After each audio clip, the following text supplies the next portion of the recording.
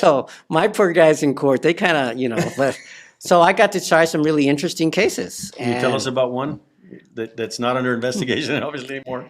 When I was an ADA in Harris County, I tried this case where this guy's an ag robbery, and it was in the Heights, and this defendant was part of a crew, and they were burglarizing homes in the Heights. But then they got tired of being in the home, and then the homeowner would come in on them. So they decided to wait till the homeowner got in, and most of the homes they went into were elderly people. So it would just be a couple, nice house, but only two, right? And so they went, this particular time, he went in, and they tied up the family. It was a couple, and really the guy was good looking white guy. Home invasions, right, Yeah. basically. But it was a robbery because they waited till they got there, and they threatened them. And they may have had weapons. Anyway, the case was really old. Nobody wanted to try it. I had to get tried, so I tried it. And I'll never forget it. Back then, you disclose your witnesses, but this was a rebuttal witness. And he claimed to be golfing in Austin, Texas at the time of the offense. And nobody had ever checked out his alibi.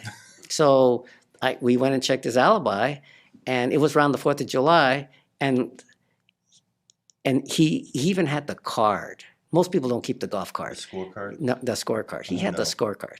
And so we found those four guys. And they go, oh, yeah.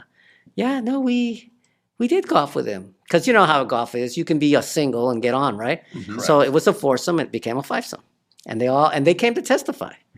Yeah, no, we played golf with him, right? What they didn't know was, what they remembered about the round was not necessarily that they played with him, but there was a fire at the Bergstrom Airport.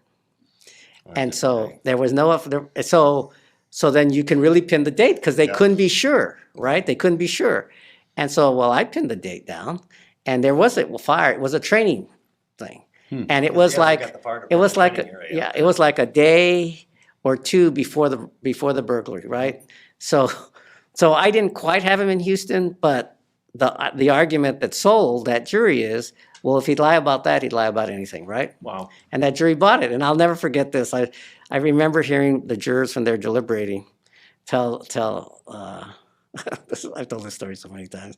I could hear them, and I just imagined this one juror leaning back in his chair, and I don't know why I think that, but I didn't see it. And I hear this guy say, well, you heard what that little prosecutor said. If you'd lie about one thing, you'd lie about anything. And about an hour later, they ding, and he's guilty. So yeah, it was a great case. It was really great.